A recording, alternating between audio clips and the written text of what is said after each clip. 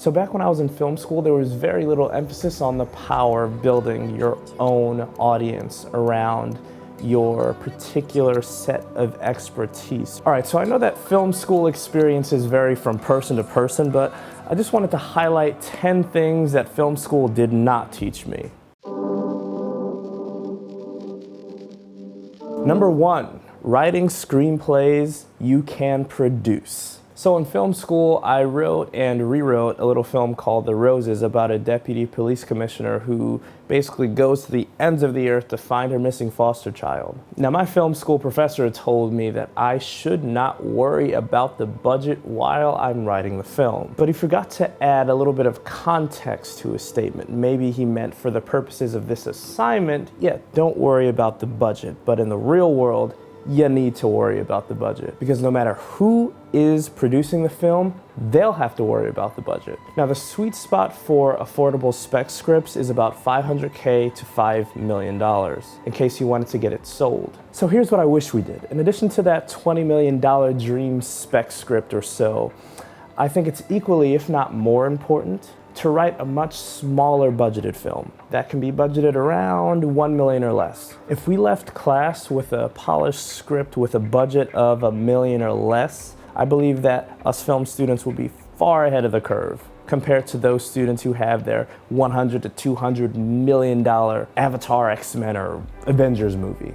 It's a lot more practical to have a much more budget-friendly script. Number 2, leveraging your own audience on social. So back when I was in film school, there was very little emphasis on the power of building your own audience around your particular set of expertise and creating authority around a topic you had or an interest. Everyone watching this video right now knows there is power to building your own audience online. For instance, I could direct all of you guys to watch my feature film on Amazon Prime, the Roku channel, Zumo, Plex, and Hoopla. You can find all the links to my film in the description below. See what I did there? In college, we were taught, you're gonna work a job, and you're gonna work your way up the production company ladder until one day you're on your deathbed and you're finally able to produce whatever feature film you want, just like me. All jokes aside, yes, it's super important to work your way up, right? As PA gigs teaches you the ins and outs of being on set. But while we are gigging, we should also be building ourselves up to position ourselves to increase our earning power, leverage, and bargaining power within the industry. Number 3, I didn't learn much about the histogram. I don't remember ever being taught what a histogram was in film school. Even though the histogram doesn't tell the full image exposure story, knowing what a histogram is and knowing what a histogram should look like while you're filming is huge in filmmaking. Sure, you'll find histograms in many cinematography textbooks, but it wasn't really stressed at all during class as one of these very special tools that you can utilize in order to perfectly expose your image. On the histogram graph, you don't want your values leaning too far to the left or too far to the right. What you want the histogram graph to look like is something like a bell curve. If it's your desire as a filmmaker to underexpose or overexpose your image,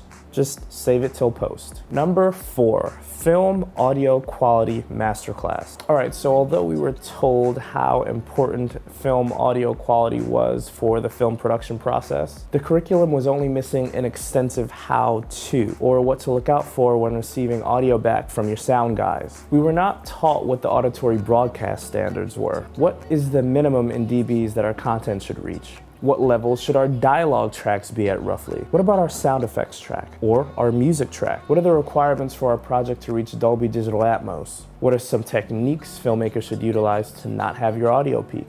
Yeah, a guideline on this as a film student would have been nice. Now, I know that there were classes that you could take on some of these subjects, but something as important as audio should have been a requirement for all film majors, because I'm pretty sure it got lost in the sauce of me combining my film and media arts major with a major in business. Number 5, a film success workshop. So this is a class geared towards teaching the filmmaker to earn an income while doing what they love. This class would set you up to either be employed or be self-employed the moment you graduate. The key objective here would be for the filmmaker to acquire as many connections as possible before you graduate and to get you working well before you leave college. Let's face it, when you graduate, you're gonna have a little bit of college loans or a lot of bit of college loans, and having a really, really big shovel to dig yourself out of that mess is gonna help. It needs to be a requirement for filmmakers to have as many internships as possible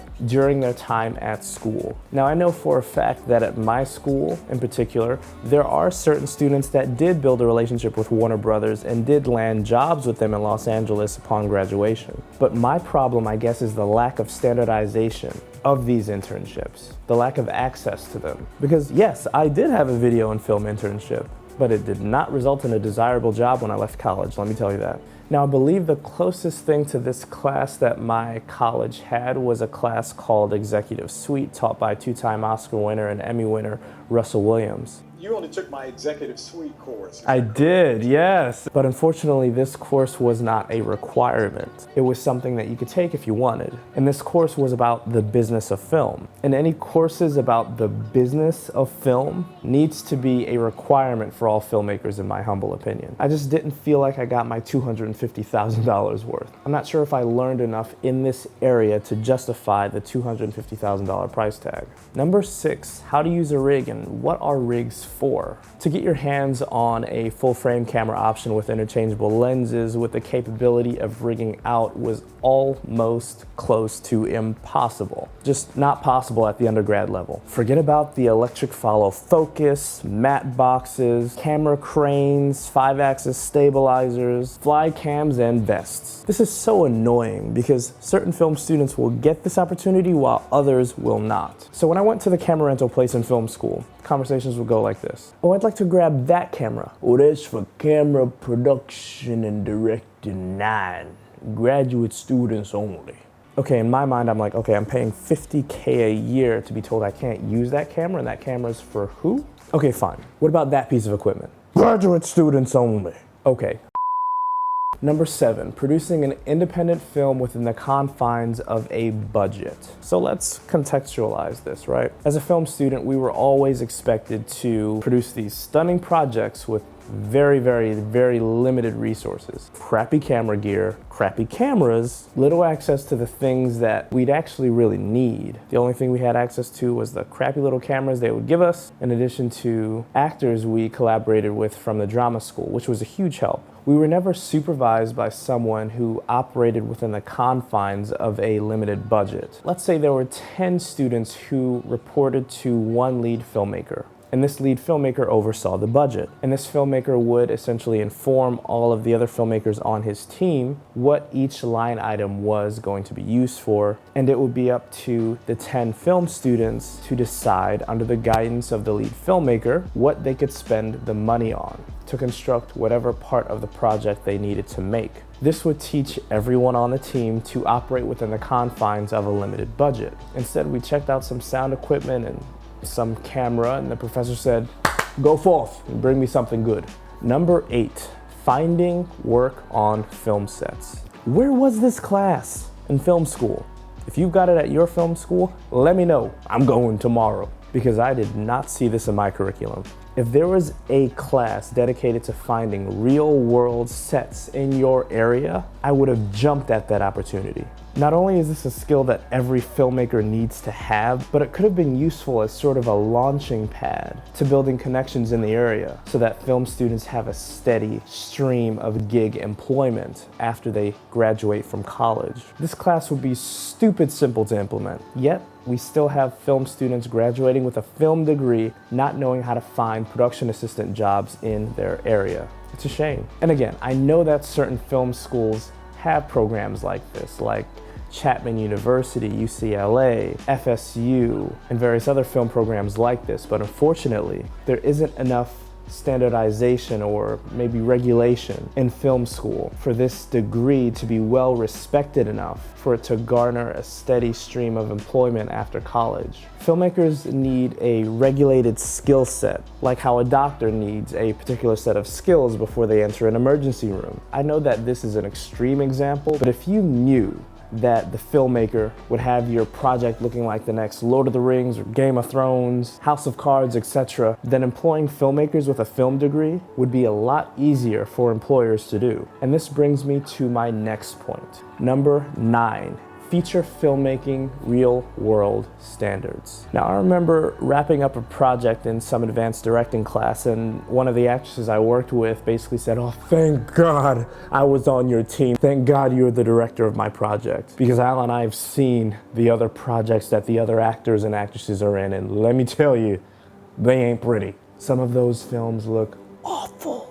So there needs to be one master class, sort of like this capstone, dedicated to the art of cinematic filmmaking that encompasses the knowledge every filmmaking professional perceives as cinematic. I'm talking perfecting cinematic trailers, perfecting depth of field, color consistency, musical score direction, cinematic lighting, honing in your specific film's look. Because honestly, there should be no film student who doesn't have the ability to produce a professional looking short film. By the end, every film student should have that eye developed that says, that looks like that could be on TV tomorrow. If the answer is no, you cannot graduate. You might hate me for saying this, but the film industry is brutal. And if you're not setting your students up for success in the industry, then you're setting them up to fail. Number 10, leverage your experience and expertise to create supplemental income. Now, there are too many talented filmmakers out there who switch